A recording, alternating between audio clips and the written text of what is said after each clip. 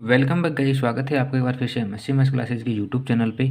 दोस्तों, MSc maths previous year के लिए differential geometry and tensor analysis में paper number 4 unit number first जो है वो अपन पढ़ रहे हैं। ठीक है, तो इससे पहले मैंने आपको लगभग 7 से 8 क्लासें प्रोवाइड करवा दी हैं यूनिट फर्स्ट से। तो आपको उनको सभी क्लासों को एक बार ज़रूर देखना है, क्योंकि एग्ज़ाम पॉइंट ऑफ व्यू से सारे के सारे क्वेश्चन जो है यहाँ पर इंपॉर्टेंट होते हैं। क्योंकि इस यूनिट में हर बार क्या होता है कि एक क्वेश्चन जो वो नया पुटअप कर लिया जाता है। हालांकि ऐसी बात नहीं कि कोई क्वेश्चन रिपीट नहीं होता है, रिपीट भी होते हैं, लेकिन मतलब क्वेश्चन जो उनके पूछने का तरीका है वो थोड़ा सा अलग हो जाता है। आज अपन यहाँ पर 5 वेरी वेरी इंपॉर्टेंट क्वेश्चन जो है वो करेंगे, जो बार बार एग्जाम में पूछे जाते हैं। यानी कि ये 5 क्वेश्चन तो ऐसे हैं जो आपको मिलने ही वाले हैं। इन 5 में से कोई एक क्वेश्चन 10 मार्क्स का आपको आपके एग्जाम में देखने को मिलेगा। ये मेरा 101% दावा है आपके साथ।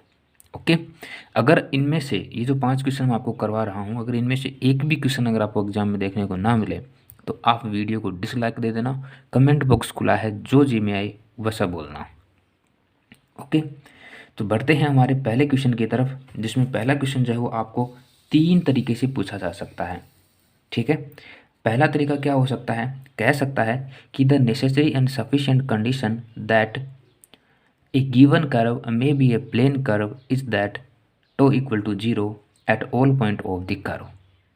ठीक है, यानी कि सभी ज़रूरी और सफिशिएंट कंडीशंस के लिए अगर दिया गया कर्व एक प्लेन कर्व है तो टो इक्वल टू 0 होगा सभी पॉइंट के ऊपर। दूसरा किस तरीके से पूछा जा सकता है, R dash R double dash R triple dash equal to 0, curve is a plane curve. तीसरा इस तरीके से पूछा जा सकता है, R dot R double dot R triple dot equal to 0, curve is a plane curve. इस तरीके से आपसे क्वेश्चन पूछा जा सकता है। अगर मैं बात करूं ऊपर वाले स्टेटमेंट की, तो ये आपसे 2014 में पूछा गया था, ये 2012 में पूछा गया था, फिर ये 2011 में पूछा गया था। तो इस तरीके से इन सभी स्टेटमेंट जो हैं इनको पूछा गया है। ओके, तो बढ़ते हैं इसके सॉल्यूशन की तरफ। सबसे पहले हमने क्या माना, लेट गिवन कर्व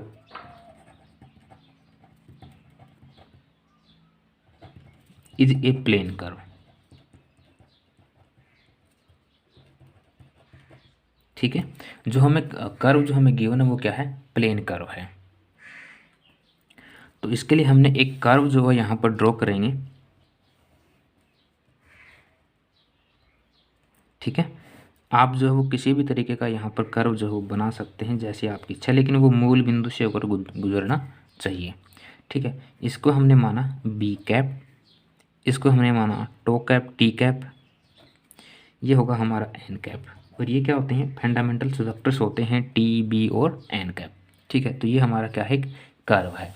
आप इसको इस तरीके से दिखा सकते हैं। यहाँ पर हमने एक टेंजेंट मानी, टेंजेंट और जो नॉर्मल आर्क है वो क्या है, वापस से क्या होंगे, प्लेन होंगे। ठीक है, दूसरी कंडीशन हमने क्या मानी कि यहाँ पर जो टेंजेंट है, tangent and normal arc are also plane, also in plane. ठीक है, साथ में हमने क्या माना कि इसका जो ओक्यूलेटिंग प्लेन है, ठीक है, वो जो ओक्यूलेटिंग प्लेन है उसका हर एक पॉइंट जो है इस कर्व पर अवेलेबल होगा। Osculating plane is unique for each point of curve. ठीक है, साथ में हमने क्या माना, ये जो बी है, बी फॉर बायोनॉर्मल, ठीक है, binormal unit vector is also each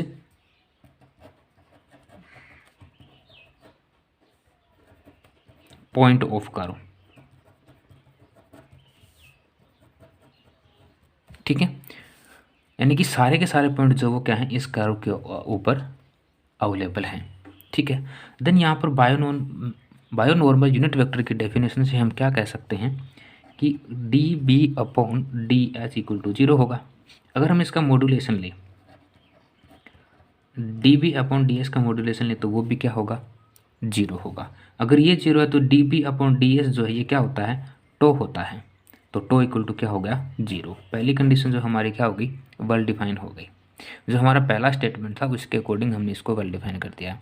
दूसरा जो स्टेटमेंट है उसमें क्या कहा है, उसमें ये कहा है कि R dash, R double dash, R triple dash upon, ये जीरो होना चाहिए, लेकिन हमने एक डेफिनेशन है, ये प्रॉपर्टी होती है एक, जिसको आपको याद रखना है कि R dash, R double dash, R triple dash upon R dash multiply R double dash का अगर हम मॉड्यूलेशन लेते हैं तो वो क्या होगा, जीरो जीरो होगा। ठीक है, दिस इज ए प्रॉपर्टी। इसको आपको वेल डिफाइन करने की ज़रूरत नहीं है यहाँ पर, सिर्फ आपको ये पता होना चाहिए कि इस तरीके से भी कोई प्रॉपर्टी यहाँ पर होती है। ठीक है, देन अगर ये पूरा जीरो है तो यहाँ पर हम आप देख सकते हैं कि R dash, R double dash, R triple dash ये भी क्या होगा, जीरो होगा। तो कंडीशन नंबर सेकंड जो है वो हमारी यहाँ पर वेल डिफाइन हो जाती है। ठीक है, उसी प्रकार कंडीशन नंबर थर्ड जो है वो यहाँ पर हमारी, अगर ये देखो, ये था हमारा एस के रेस्पेक्ट में डिफ्रेंशिएशन, अगर हम टी की रेस्पेक्ट में इसका डिफ्रेंशिएशन करते तो वो क्या होता, R dot, R double dot, R triple dot, ये भी क्या होता, जीरो। ये क्या होगा हमारा यहाँ पर प्रूफ हो गया। ठीक है, लेकिन किसी ने हमसे सवाल कर दिया कि अगर ऐसा होता है तो क्या इसका converse part D B upon D S equal to zero होगा, तो हमने कहा बिल्कुल होगा। तो इसके लिए हमने क्या किया, इसका कन्वर्सली जो पार्ट है वो लेकर के चले। ठीक है, उसमें हमने क्या किया, हमने माना कि टो इक्वल टू जीरो था। अगर टो इक्वल टू जीरो था दैट मीन्स इसका मतलब ये है कि R dash, R double dash, R triple dash भी क्या होगा, जीरो होगा। और अगर ये जीरो है तो इसका मतलब R dot, R double dot, R triple dot जो है ये भी क्या होगा, जीरो होगा। ठीक है, ये भी क्या हो जाएगा अपना, जीरो हो जाएगा। ठीक है, अब हमने क्या किया, हमने माना let R dash, R double dash, R triple dash upon modulation of R dash multiplies R double dash equal to zero. Okay, that means हम यहाँ से क्या कह सकते हैं कि R dash, R double dash, R triple dash जो है वो क्या है, जीरो है। और आप देखेंगे कि ये जो वैल्यू होती है ये किसकी होती है, d s, sorry D B upon D S equal to zero. अगर d B upon D S equal to zero है तो इसका मॉड्यूलेशन जो होगा वो भी क्या होगा, जीरो होगा। यानी कि D S upon, sorry D B upon D S जो वो भी क्या होगा, जीरो। यहाँ पर ये जो बी है, बी ये क्या है, कॉन्टैक्ट। ठीक है, तो यहाँ से हम क्या कह सकते हैं, कह सकते हैं कि जो ओकुलेटिंग प्लेन है उसका हर एक पॉइंट जो है इस कर्व पर क्या होगा, विद्यमान होगा। Osculating plane for each point of the curve. यानी कि अब हमें क्या बताना था, इसका उल्टा करके बताना था। टेंजेंट जो है हमारी, टेंजेंट और नॉर्मल आर्क जो है आर ऑल्सो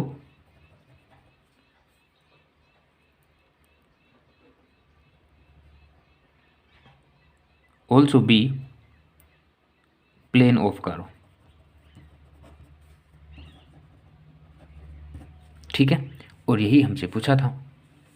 तो इस, ये थ्योरम है हमारी, थ्योरम नंबर 2 है। ठीक है, तो इस थ्योरम के अकॉर्डिंग हम ये सारी चीज़ें जो हैं इस तरीके से वेल डिफाइन करके बता सकते हैं। एग्जाम पॉइंट ऑफ व्यू से इंपॉर्टेंट है इसलिए आपको ये बताया गया है। नेक्स्ट क्वेश्चन की तरफ बढ़ते हैं। जो हमारा नेक्स्ट क्वेश्चन है वो कुछ इस तरीके से है। आपसे 2-3 कंडीशन जो है यहाँ पर वेल डिफाइन करवाई जाती है। D T upon D S equal to K N cap. दूसरी कंडीशन है D B upon D S equal to minus tau N cap. और जो तीसरी कंडीशन है वो है हमारी dn upon ds equal to tau B cap minus K T cap. ठीक है, बता दें आपको आपकी जानकारी के लिए 2001, 5, 10, 11, 13, 16, 18। अब आप खुद देख लो कि ये क्वेश्चन आपसे कितनी बार पूछा गया है ना। देखो इसमें मैं आपको बता दूं कि ज़रूरी नहीं है आपसे तीनों ही कंडीशन पूछेगा examiner. D T upon D S equal to K N, ज़रूरी नहीं यही पूछे, या फिर इसमें से मतलब ये तीन कंडीशंस आपको गिवन है, इन तीन में से कोई एक इक्वेशन जो है आपसे 101% पूछने वाला है, तो इन तीनों को रट लो। ठीक है, तो यहाँ पर अपन रटने वाली बात नहीं करेंगे, अपन इसको थोड़ा सा समझते हैं, सॉल्यूशन करते हैं इसका। ठीक है, सॉल्यूशन में हमने क्या माना, हम क्या जानते हैं, वी नो दैट, हम क्या जानते हैं कि modulation of R dash equal to 1 होता है। ठीक है, अगर मैं यहाँ पर इसका स्क्वायर कर दूँ, मॉड्यूलेशन ऑफ आर का स्क्वायर कर दूँ, तो ये भी 1 ही होगा।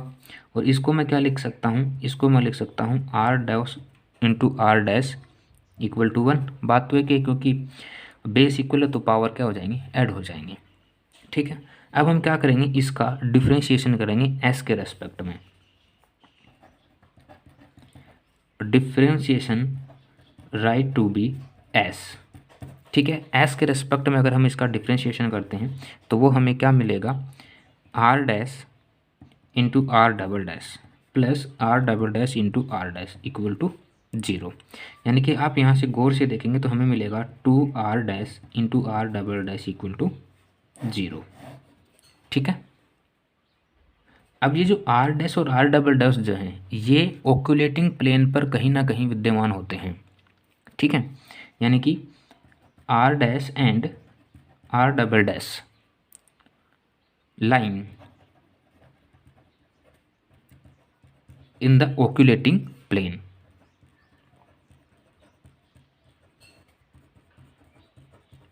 ठीक है, अगर ये ओक्यूलेटिंग प्लेन पर अवेलेबल हैं दैट मीन्स इसका मतलब ये है कि आर डैश परपेंडिकुलर होगा आर डबल डैश के। ठीक है, that means R double dash जो है इसकी अगर ये ऐसा होता है तो हम कह सकते हैं कि टी जो है वो भी परपेंडिकुलर होगा D T upon D S के। ओके, साथ में हमें एक चीज़ और पता है, पता क्या है, हमें क्वेश्चन में गिवन है कि D T upon D S, D T upon D S equal to N cap. ठीक है, देन यहाँ से हम क्या करेंगे कि D T upon D S equal to modulation of D T upon D S. ठीक है, equal to plus minus N cap, क्योंकि ये क्या है, वेक्टर कैप, वेक्टर है तो वेक्टर के लिए हमें क्या लगाना पड़ेगा, प्लस माइनस दोनों बताना पड़ेगा। ओके, यहाँ से हम इसको क्या बता सकते हैं कि D T upon D S equal to K plus minus N cap. यहाँ पर के जो है ये कांस्टेंट है, हालांकि हम इसको जो है क्या बोलते हैं, कारवेंचर बोलते हैं। ठीक है, और ये जो के है ना ये थोड़ा सा कुछ इस तरीके से है ऊपर की साइड वाला। ठीक है, ये क्या है अपना कारवेंचर बोलते हैं इसको, और यही हमसे पूछा था पॉइंट नंबर 1 में। ठीक है, K N cap which is required result.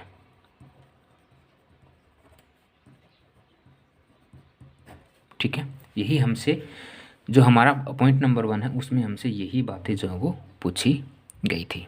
बढ़ते हैं हमारे दूसरे पॉइंट की तरफ। हमारा दूसरा पॉइंट है D B upon D S equal to minus tau N cap. Okay, इसको प्रूफ करते हैं। हमने क्या माना, binormal B cap equal to 1 माना। अगर मैं इसका स्क्वायर कर दूं तो वो भी 1 होगा। अगर इसका स्क्वायर है that means B cap dot B cap, ये भी क्या होगा, 1 होगा। होगा कि नहीं होगा बताओ। ठीक है,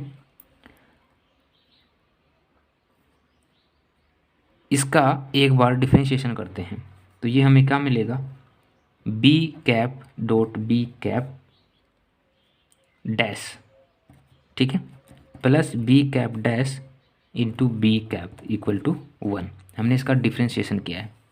आप देखोगे ध्यान से तो ये हमें मिलेगा 2b cap into B cap dash equal to 1। Sorry, यहाँ पे डिफ्रेंशिएशन करेंगे तो ये 0 हो जाएगा, माफ करना, 0। देन यहाँ से B cap dot B cap dash भी क्या होगा, 0 हो जाएगा। देन इसका मतलब क्या है, ये कहीं ना कहीं ऑक्यूलेटिंग प्लेन पर लाई करेंगे, है ना। Then B cap and B cap dash is line osculating plane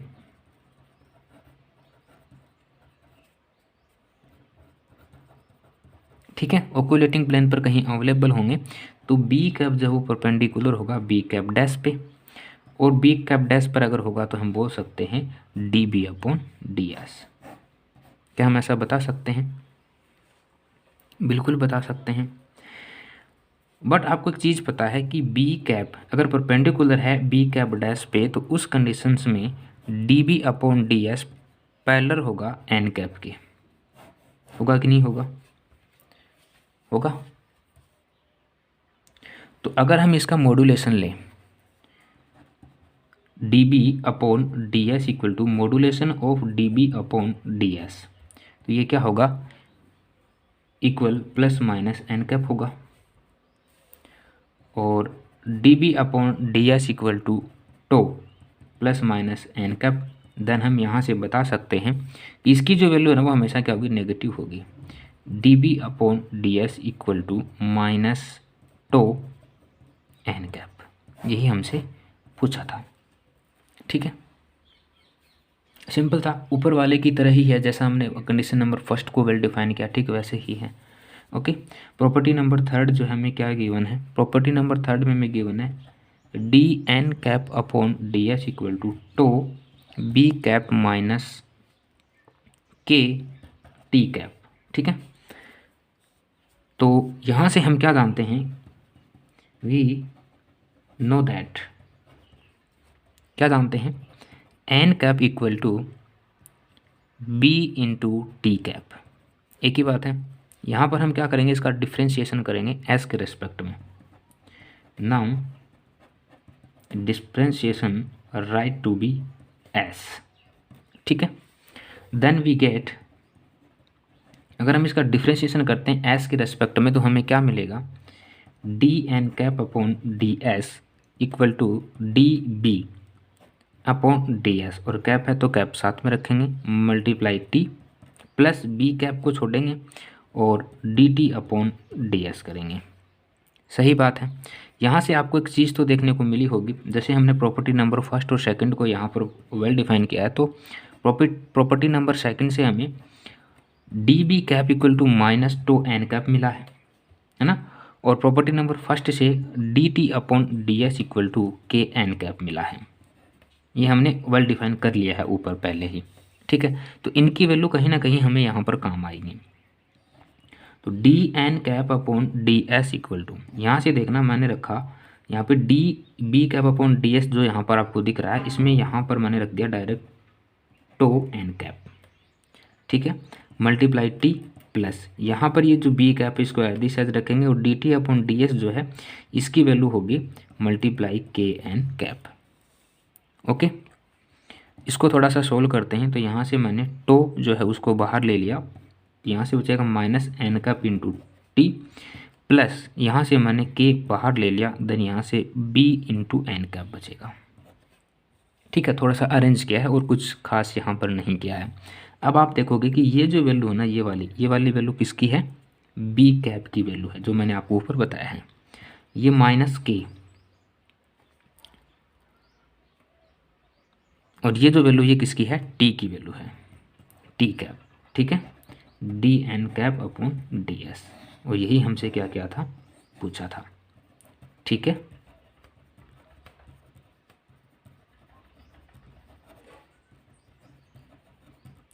okay.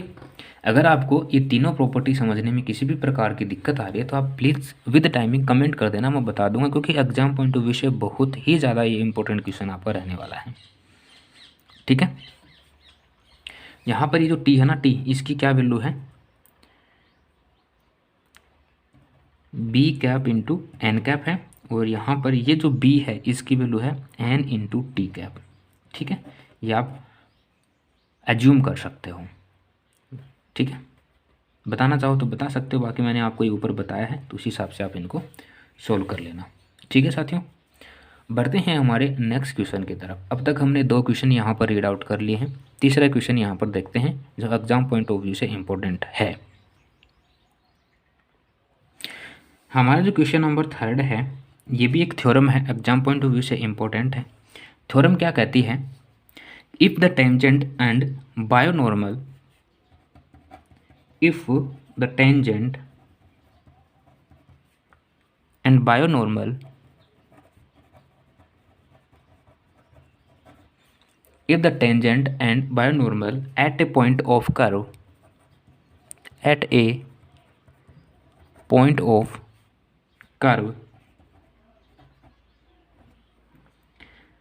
makes angle theta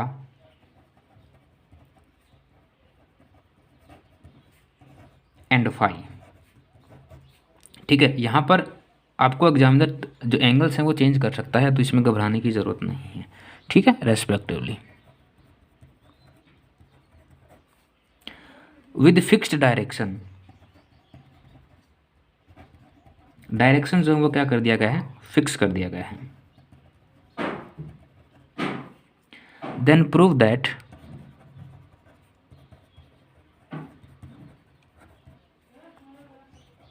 sign theta upon sine phi into D theta upon D phi equal to K upon tau. ये हमें well define करके यहाँ पर बताना है। आपको आपकी जानकारी के लिए बता दें, 2011 के बाद में 2017 में आपसे पूछा गया है, पूछा जाएगा, अभी भी पूछ जाने की संभावना है, तो पूछा जा सकता है। तो साथियों हमने इसके लिए क्या माना, हमने माना let directions of A and A, direction of A यानी vector of A and A fixed direction. भाई हमें फिक्स डायरेक्शन की बात की गई तो हमने इनको यहाँ पर फिक्स डायरेक्शन के तौर पर मान लिया। अगर ये फिक्स डायरेक्शन होंगे then T cap into A equal to modulation of T cap modulation of A cos theta होगा।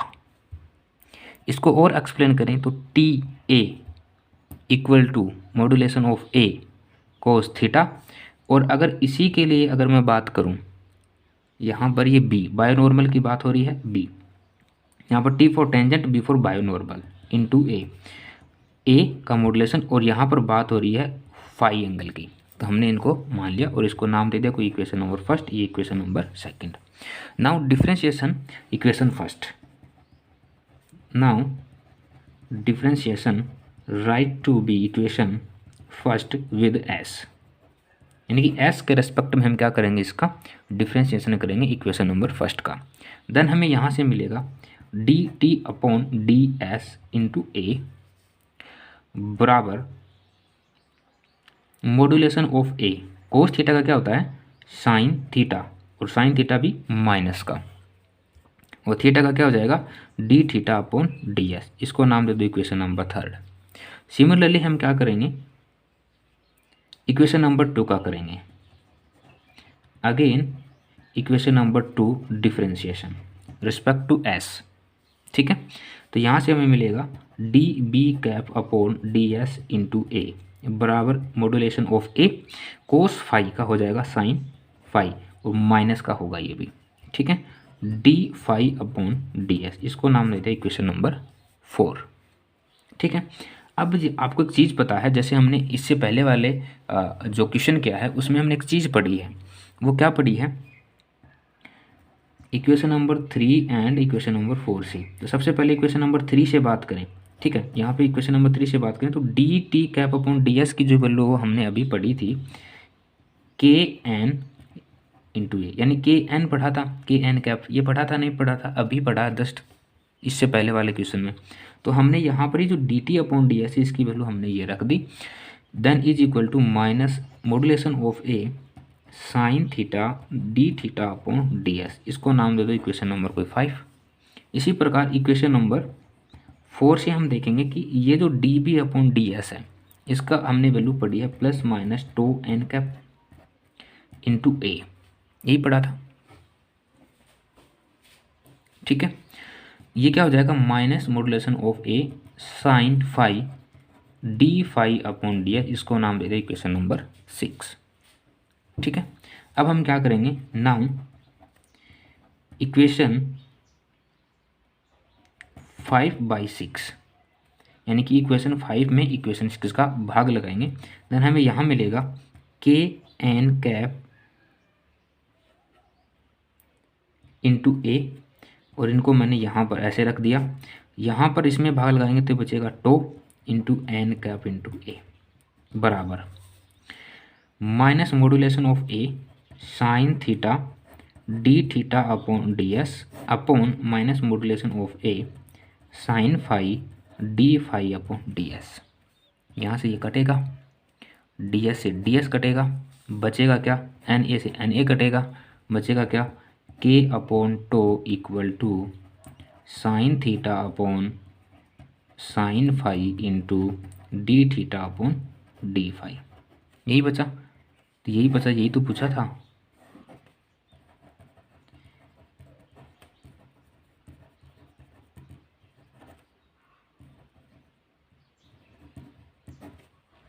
आ गया समझ में, सिंपल सा क्वेश्चन था। तो अब तक हमने आधे घंटे में 3 क्वेश्चन यहाँ पर सोल्व कर लिए हैं।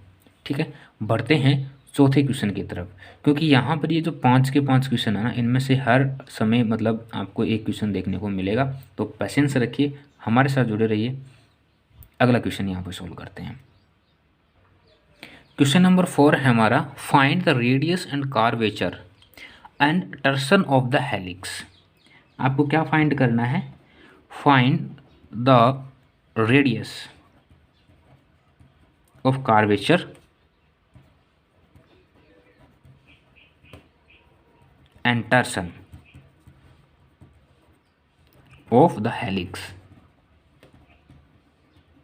हेलिक्स हमें क्या गिवन है, x is equal to A cos theta, y is equal to A sine theta, z equal to A theta tan alpha.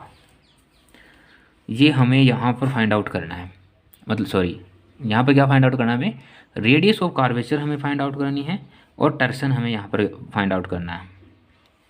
ठीक है, किसी हेलिक्स के लिए हमें ये 2-3 चीज़ें यहाँ पर बतानी है, 2 चीज़ें यहाँ पर बतानी है, रेडियस ऑफ कर्वेचर एंड टर्सन। अगर प्रीवियस ईयर के लिए मैं बातें करूँ तो 2011, 13 और 2019 में आपसे ये क्वेश्चन पूछा जा चुका है। तो इस साल के लिए भी ये क्वेश्चन इंपॉर्टेंट हो जाता है। ठीक है, तो इसको अपन करते हैं यहाँ पर सॉल्व।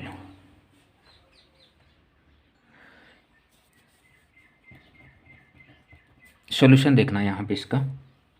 देखो r इक्वल टू क्या होता है, एक्स आयोटा प्लस वाई जे प्लस जेड के होता है। हमने क्या किया, कुछ नहीं किया, एक्स वाई और जेड जो हमें गिवन है अकॉर्डिंग टू क्वेश्चन यहाँ पर रख दिया।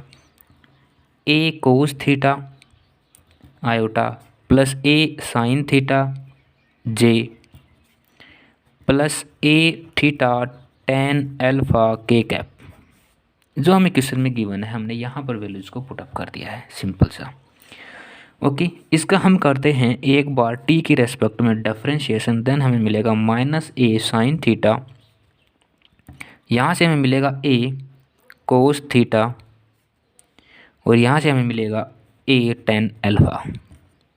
ओके, दोबारा करेंगे तो हमें क्या मिलेगा, माइनस ए कोस थीटा और minus A sine theta and 0। ठीक है, हम थीटा की रेस्पेक्ट में कर रहे हैं। ठीक है, टो के लिए, टी के लिए। तीसरी बार करेंगे इसका डिफरेंशिएशन तो वो हमें क्या मिलेगा, A sine theta minus A cos theta and 0। ये हमने डिफरेंशिएशन किया है। कोस थीटा का क्या होता है, माइनस साइन थीटा, तो यहाँ पर माइनस साइन थीटा आया। फिर साइन थीटा क्या होता है, कोस थीटा, तो ये फिर माइनस का साइन कोस थीटा आया। अब क्या होगा, कोस थीटा क्या होता है, माइनस साइन थीटा, और माइनस माइनस क्या हो गया, प्लस, इसलिए यहाँ पर माइनस हट गया है। सिंपल सा काम है, इतना तो कर सकते हो, एमएससी के स्टूडेंट हो। अब हम यहाँ पर क्या करेंगे, सिंपल सा एक फंडा करेंगे कि R dot multiply R double dot करेंगे, कर दें क्या। तो इसके लिए हम क्या करेंगे, एक मैट्रिक्स की तरह इसको काम में लेंगे, जहाँ पर आई जे एंड के हमारे पास होगा, और इनकी वैल्यू है हमारे पास ए sine theta, A cos theta, A tan alpha, minus A cos theta, minus A sine theta, 0। ये हमने कहीं से उठाई नहीं है, अलग से नहीं ली हैं, ये हमने यहाँ से ली हैं, आर डॉट और आर डबल डॉट की वैल्यू से। इनका करते हैं मल्टीप्लिकेशन, देन हमें मिलेगा R dot R double dot is equal to a square sine theta tan alpha into iota.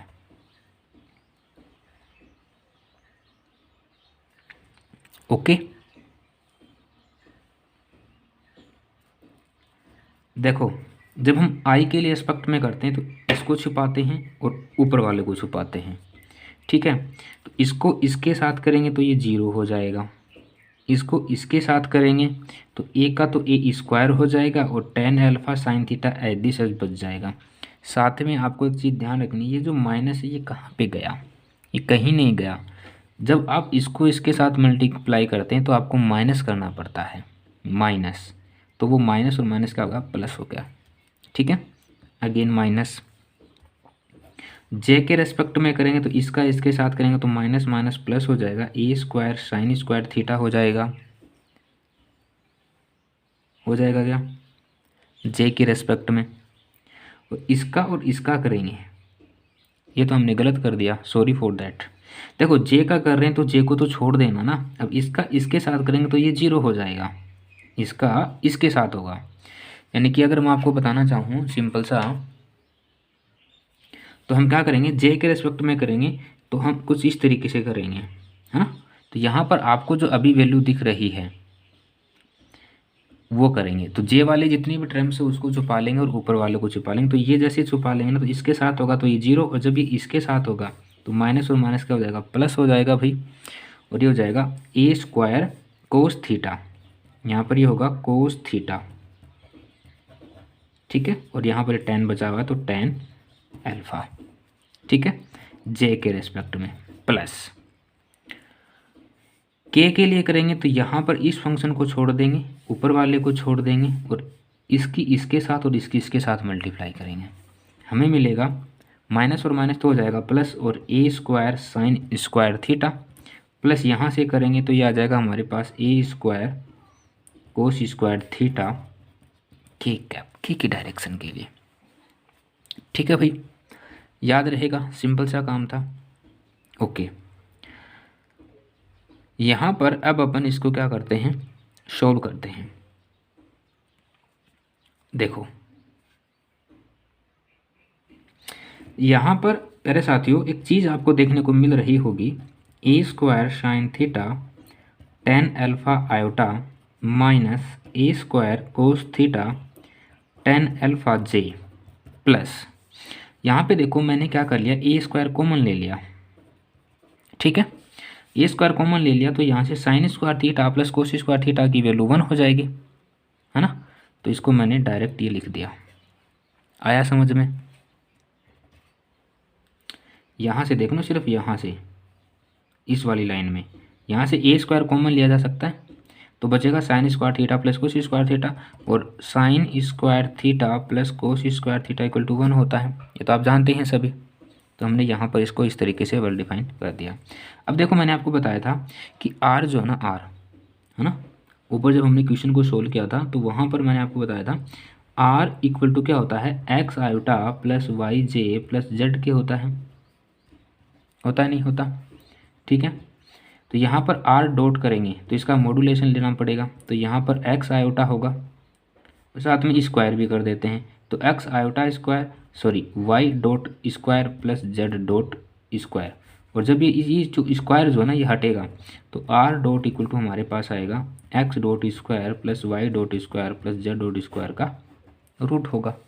ठीक है, ये तो आप जानते हैं, सिंपल सा काम है, ये तो कर ही सकते हैं ना, न जाने कितनी बार मैंने आपको क्वेश्चंस में बताया है। अब हम यहाँ पे क्या करेंगे, इसका प्रयोग करेंगे दोनों ही फंक्शन के लिए।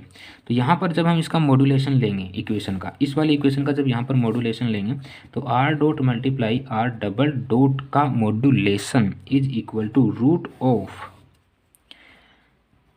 ए की power 4 sine theta tan alpha, sorry square करेंगे साथ में क्योंकि ये इसका हेलिक्स था, तो एक्स स्क्वायर और sine tan square alpha plus A की power 4 cos square theta tan square alpha plus A की पावर 4, साथ में हमने यहाँ पर ये स्क्वायर कर दिया है डायरेक्ट वैल्यू के लिए। अब यहाँ पर भी आप एक चीज़ देखोगे, ये जो ए की पावर 4 जो है ना ये सभी में कॉमन आ सकता है, सिंपल सा काम है, लेकिन जब ये रूट से बाहर आएगा तो हमें मिलेगा ए स्क्वायर, रूट से बाहर, तो फिर रूट के अंदर क्या बचेगा, रूट के अंदर ये बचेगा ten square alpha into sine square theta plus cos square theta plus A square, sorry for that plus 1, माफ़ करना, प्लस 1 क्यों बचा है, क्योंकि ये जो ए की पावर 4 है यहाँ पर भी ए की पावर 4 है, यहाँ पर भी ए की पावर 4 है, सभी में कॉमन आ सकता है, उस कॉमन को हमने क्या कर लिया रूट के बाहर ले लिया, देन ये हो गया ए स्क्वायर। ओके, देखो अब क्या किया, इस पूरे फंक्शन में यहाँ से यहाँ तक ये टेन स्क्वायर एल्फा तक देखें तो टेन स्क्वायर एल्फा कॉमन लिया जा सकता है, देन यहाँ से साइन स्क्वायर थीटा और कोस स्क्वायर थीटा बचेगा और इसकी वैल्यू अगेन 1 होती है, सो हम यहाँ से इजीली बोल सकते हैं A square root of tan square alpha plus 1 होता है कि नहीं होता। अगर ऐसा होता है तो आपको ये भी पता होगा कि R dot multiply R double dot equal to a square root of sec square alpha भी होता है कि नहीं होता। ठीक है, और ये जो स्क्वायर है, ये स्क्वायर इस रूट को तोड़ेगा तो हमारे पास ए स्क्वायर सेक एल्फा हो जाएगा, होगा कि नहीं होगा, सिंपल सा था, बता सकते हैं। यहाँ पर ये हमारी एक इक्वेशन होती है tan square alpha minus sec square alpha equal to 1। ठीक है, तो वहाँ से सेक एल्फा की वैल्यू निकालेंगे तो वो हो जाएगी टेन स्क्वायर एल्फा प्लस 1, और अगर स्क्वायर हटाएंगे तो वो रूट लग जाएगा उस पर। ठीक है, तो सिंपल सा हमारे पास एक वैल्यू आ गई R dot multiply R double dot की। ठीक है, अब देखो एक प्रॉपर्टी होती है, क्या होती है, R dot R double dot R triple dot equal to हम लिख सकते हैं R dot multiply R double dot into R triple dot. ये वेक्टर फार्मूलाज जो होते हैं ना उसके अकॉर्डिंग हमने यहाँ पर इन चीज़ों को दिखाया है, अकॉर्डिंग टू वेक्टर फार्मूलाज। ठीक है, सभी की वैल्यूज हैं हमारे पास, गिवन है क्वेश्चन में, तो यहाँ पर सभी की वैल्यूज रख लेते हैं एक बार, R dot R double dot R triple dot, R dot multiply R double dot, हालांकि हमने इसकी वैल्यूज निकाल ली है, लेकिन यहाँ पर मैं एक बार वापस से इनकी वैल्यूज जो है वो पुटअप करना चाहूँगा। देखना, A square sine theta tan alpha into iota minus A square cos theta tan alpha J plus K cap A square. Okay, अब यहाँ पे आर ट्रिपल डॉट जो है इसकी वैल्यू रखें तो यहाँ पर डॉट प्रोडक्ट लगाएंगे और यहाँ पे लिखेंगे ए sine theta iota minus A cos theta J plus 0 के कैप। लिखेंगे नहीं लिखेंगे बताओ भाई, जैसा यहाँ पर है वैसा हमने देखो are dot R double dot और आर ट्रिपल डॉट की वैल्यूज रखी हैं, सिंपल सा जो हमने ऊपर यहाँ पर सोल्व किया था वैल्यूज निकाली थी वो वाली। ठीक है, अब इनका क्या कर देते हैं, मल्टीप्लिकेशन कर देते हैं, तो हमें मिलेगा A cube sine square theta tan alpha plus A cube cos square theta tan alpha plus 0। ठीक है, यहाँ से आप गौर से देखेंगे तो हमारे पास A cube tan alpha common आ सकता है और हमारे पास बचेगा sine square theta plus cos square theta. Okay, that means इसका मतलब ये है कि R dot R double dot R triple dot की जो वैल्यू है वो आएगी ए क्यूब tan अल्फ़ा। अब आप सोच रहे हो कि सर हम इनकी वैल्यूज़ क्यों निकाल रहे हैं, है ना। तो इनकी वैल्यूज़ जब हम टर्शन निकालेंगे और रेडियस ऑफ कार्वेचर निकालेंगे वहाँ पर हमें इन वैल्यूज़ की ज़रूरत पड़ेगी, इसलिए हम पहले इनकी वैल्यूज जो है वो निकाल रहे हैं। अब देखो कार्वेचर की बात करते हैं। सबसे पहले इन्होंने कार्वेचर रेडियस ऑफ कार्वेचर बताया था, ठीक है। तो K इक्वल टू क्या होता है, modulation of R dot multiply R double dot upon R dot cube curvature. तो यहाँ से हमें क्या मिलेगा, इसकी वैल्यू हमें क्या मिली थी, ए स्क्वायर सेक अल्फ़ा मिली थी। इसकी क्या वैल्यू होगी, तो इसकी वैल्यू कैसे निकालेंगे, यहाँ पे देखना are dot R double dot, अगर मैं minus are dot R double dot R triple dot कर दूँ तो हमें इसकी वैल्यू क्या मिलेगी, यहाँ से देखना ये मिलेगा हमें ए स्क्वायर सेक अल्फ़ा, ठीक है। इसकी क्या वैल्यू मिली थी आर डॉट इनकी इक्वेशन नंबर से, है ना, ये मिली थी हमें ए क्यूब tan अल्फ़ा, ये मिली थी। तो मैं इसको लिख सकता हूँ ए स्क्वायर सेक अल्फ़ा माइनस ए क्यूब इंटू 1/sec अल्फ़ा, उल्टा होता है इसका, ठीक है। एक पावर से एक पावर कटेगी तो हमें यहाँ मिलेगा ए सेक अल्फ़ा, ठीक है। क्या मिलेगा, ए सेक अल्फ़ा। तो हम यहाँ पर इसकी वैल्यू लिख सकते हैं ए सेक अल्फ़ा, ठीक है। क्यूब की बात कर रहा है तो यहाँ पर क्यूब भी लगा देंगे, सिंपल। अब एक पावर से एक सेक कट जाएगा, देन हमें यहाँ से मिलेगा एक चीज़ और यहाँ पर कटेगी, यहाँ पर ये स्क्वायर था, ये क्यूब था। इसको मैं एक्सप्लेन कर दूँगा एक बार, ए स्क्वायर अपॉन ए इंटू ए स्क्वायर सेक स्क्वायर अल्फ़ा, यही बचेगा भाई। एक पावर से एक पावर कट गई, यहाँ से एक स्क्वायर से एक स्क्वायर कटेगा, फाइनली हमारे पास बचेगा 1/a सेक स्क्वायर अल्फ़ा। ये क्या आ गई, कार्वेचर आ गई। ये कार्वेचर आया अभी, सिर्फ और सिर्फ अभी कार्वेचर आया, ठीक है। अगर मैं टर्सन की बात करूँ तो टर्सन क्या होगा हमारा, टर्सन जो है हमारे पास होता है R dot R double dot R triple dot का modulation upon R dot multiply R double dot का मॉड्यूलेशन की स्क्वायर। सभी वैल्यूज हैं, इसकी वैल्यू क्या है हमारे पास ए क्यूब tan अल्फ़ा है, इसकी वैल्यू क्या है हमारे पास ए स्क्वायर सेक अल्फ़ा है, लेकिन साथ में इसने स्क्वायर का भी बोला तो हम स्क्वायर कर देंगे। देन यहाँ से ए क्यूब tan अल्फ़ा अपॉन ए की पावर 4 सेक स्क्वायर अल्फ़ा, ठीक है। इसको थोड़ा सा सोल्व करेंगे तब। अब देखो एक पावर से एक पावर कैंसिल हो जाएगी, यहाँ पर नीचे सिर्फ एक पावर बचेगी, ऊपर वाली पावर जो वो कैंसिल हो जाएगी। Then tau equal to tan alpha upon a sec square alpha बचेगा, है ना। यहाँ से ये जो tan अल्फ़ा होता है ये क्या होता है sine alpha upon cos alpha होता है, और ये जो a है इसको एज इट इज रखेंगे, और सेक अल्फ़ा जो होता है ये क्या होता है 1/ कोस अल्फ़ा होता है। स्क्वायर की बात करें तो स्क्वायर कर लेंगे। इसको मैं क्या लिख सकता हूँ sine alpha upon cos alpha into ये ऊपर जाएगा तो हो जाएगा कोस स्क्वायर अल्फ़ा, और ए इसके साथ अपॉन में एक कोस से एक कोस कट जाएगा, तो हमें यहाँ पर टू इक्वल टू क्या मिलेगा sine alpha cos alpha upon A, ये हमें मिलेगा टर्सन की वैल्यू, ठीक है। अब हमसे सवाल में ये थोड़ी पूछा गया था, हमें तो ये पूछा गया था radius of curvature and radius of torsion, है ना। तो रेडियस ऑफ कार्वेचर क्या होती है, रेडियस ऑफ कार्वेचर ये होती है सिग्मा इक्वल टू 1/, सिग्मा नहीं होती है रो होता है। कार्वेचर की रेडियस को हम रो से डिनोट करते हैं, जैसा कि मैंने आपको डेफिनेशन में बताया है इससे पहले वाली क्लास में। तो रो इक्वल टू 1/k, ठीक है। तो वैल्यूज रख दें, सिंपल सा काम है भाई।